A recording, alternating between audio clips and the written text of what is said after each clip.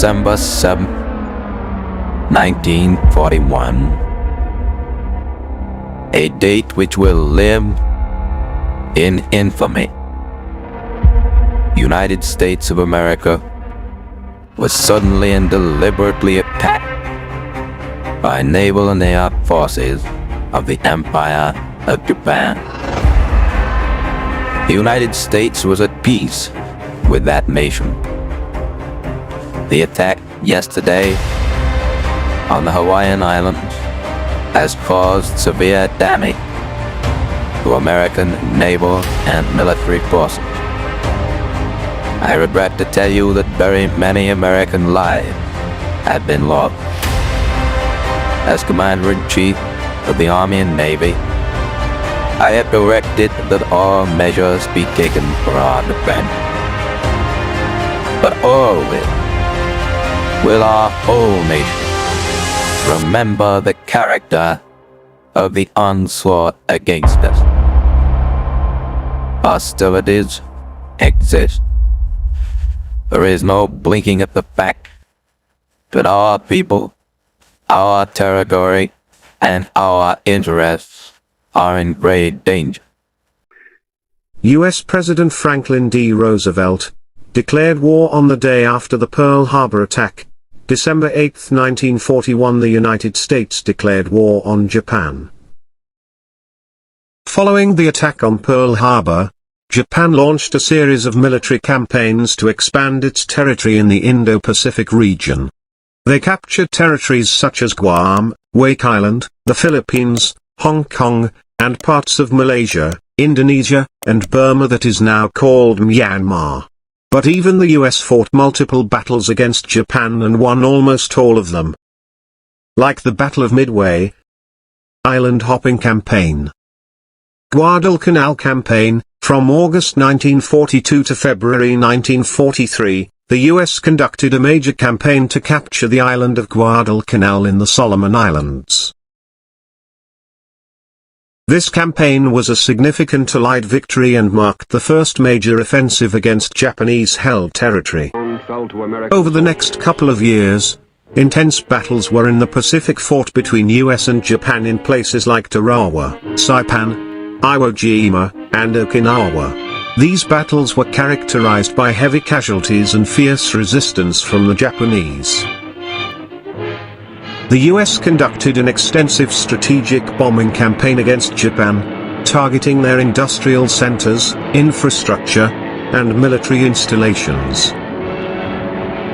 This campaign aimed to weaken Japan's war machine and destroy their ability to wage war effectively. In February 1945, the leaders of the Allied powers, US, UK, and Soviet Union, met at the Yalta Conference to discuss the post-war division of Europe and plans for the defeat of Japan. In July 1945, the US, UK, and China issued the Potsdam Declaration, which called for Japan's unconditional surrender. The declaration warned of prompt and utter destruction if Japan refused to surrender. When Japan refused to surrender, the United States dropped atomic bombs on Hiroshima and Nagasaki. These bombings caused immense devastation and loss of life and forced Japan to surrender unconditionally on August 15, 1945, effectively ending World War II.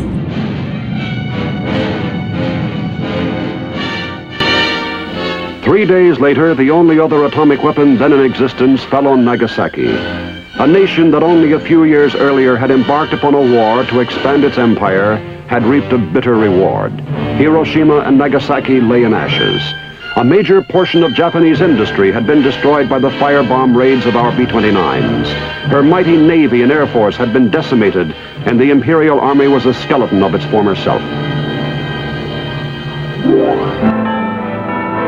Wait.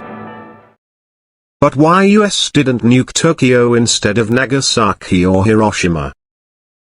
The United States did not nuke Tokyo during World War II primarily because it was not considered a primary target for nuclear attacks. The use of atomic bombs by the United States against Japan was a strategic decision made to force a surrender and bring an end to the war.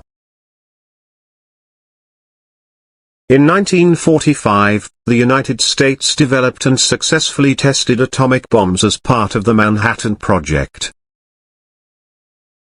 On August 6, 1945, the US dropped an atomic bomb on the city of Hiroshima, followed by a second bomb dropped on Nagasaki on August 9. These bombings resulted in the deaths of an estimated 200,000 people, most of them civilians. The choice of Hiroshima and Nagasaki as targets was based on several factors. These cities were chosen because they had not been heavily bombed during the war, allowing for a clearer assessment of the atomic bomb's destructive power. Additionally, both cities had significant military and industrial infrastructure, making them valuable targets from a strategic perspective. Tokyo, on the other hand, had already been heavily firebombed by conventional means prior to the atomic bombings.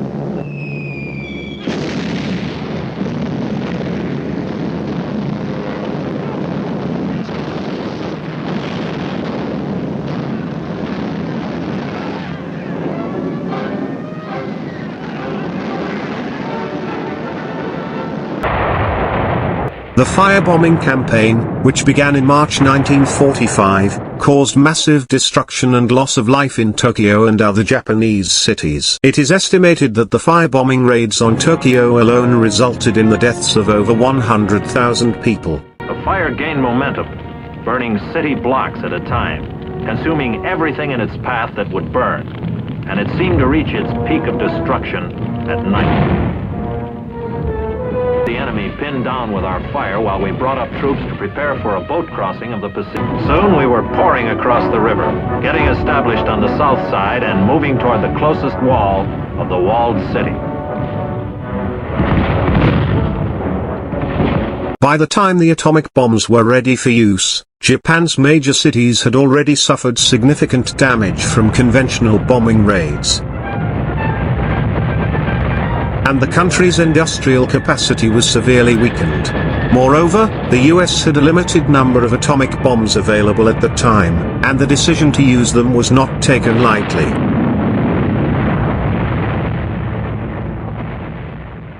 Ultimately, the bombings of Hiroshima and Nagasaki, coupled with the Soviet Union's declaration of war on Japan, played a significant role in Japan's decision to surrender on August 15, 1945, bringing an end to World War II.